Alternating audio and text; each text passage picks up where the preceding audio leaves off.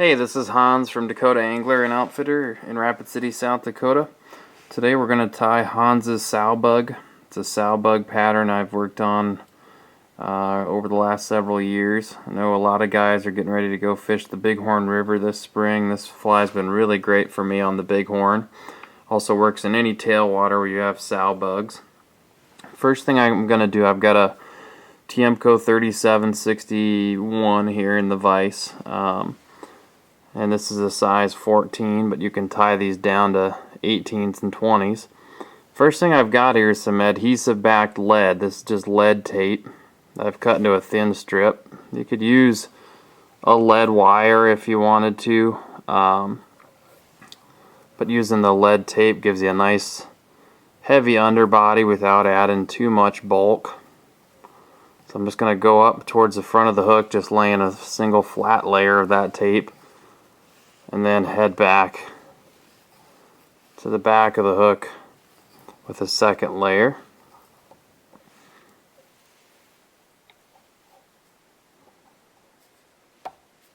And I'll go up through the middle of the fly with one more layer.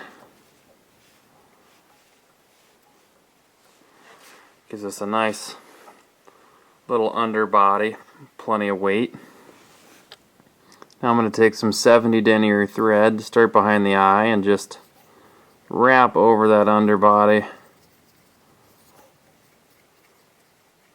Cover things up a bit. I'm done. I can trim off my excess thread. Now, start the fly. We'll tie in some antennae. You could use all number of things. I've got some Cocktail laying here.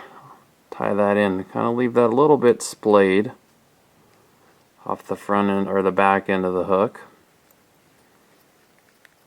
Tie down the excess.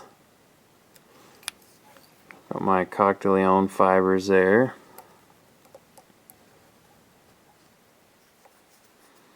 Okay, next I'll tie in my ostrich herl. This will be my legs. Tie in a piece of tan. You can tie these in gray or tan. I've stripped a little bit of that quill off so they're a good tie-in point.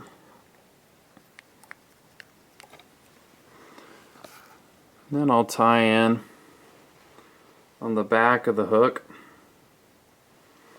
or on top of the hook I should say, couple strands of black crystal flash. You can also use like a black holographic tinsel or something if you've got that. Got 2 strands of that. And then I'll tie in some silver wire for my rib. You could also use monofilament for a rib. I've used monofilament and that looks pretty nice too. This just gives a little bit of flash.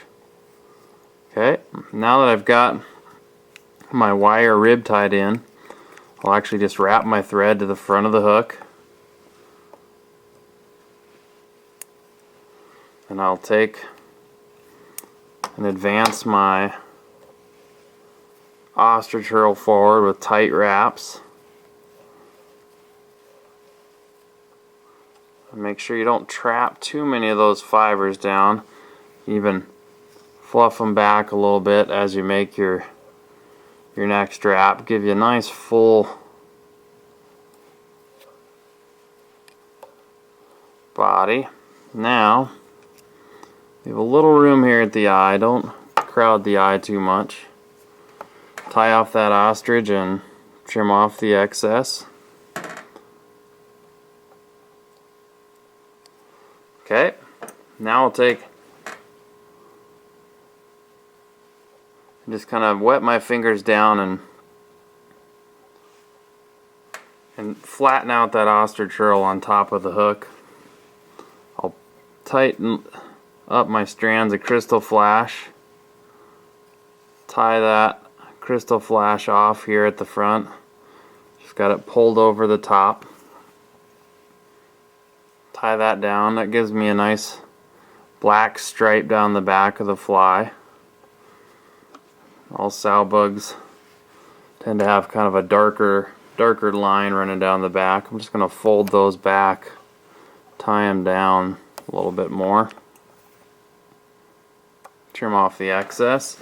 You could probably rib the fly at this point and be done with it, but what I'm going to do is I'm going to tie in, got some clear thin skin,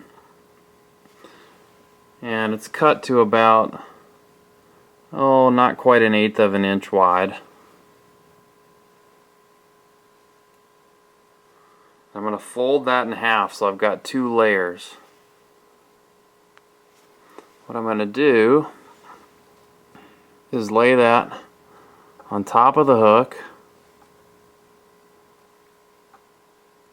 Just let it overhang the back end of the fly just a tiny bit. And then I'll tie down the thin skin here at the front of the hook.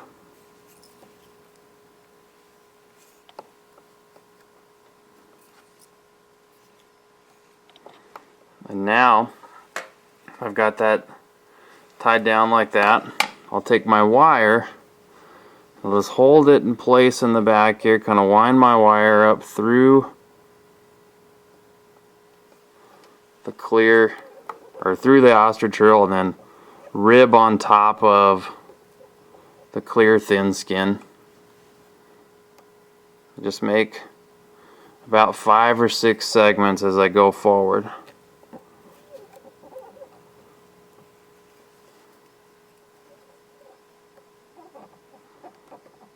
Making sure that I don't trap too many of those ostrich reel fibers.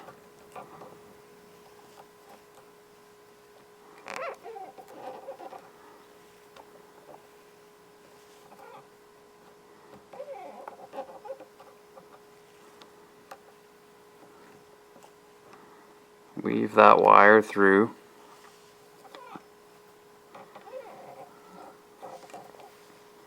I'll pull it tight with each wrap, and then as I get to my thread, I can tie off the wire.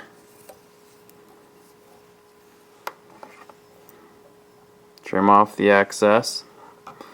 At the front, I leave a little bit of that thin skin hang over. You don't have to do that if you don't like having to lift up that little flap to tie on your tippet. You can either whip finish right on top of the hook there, or you can lift up and get some thread wraps underneath there by the eye and whip finish underneath that thin skin. I'll just throw in a half hitch or 2 here to finish the fly.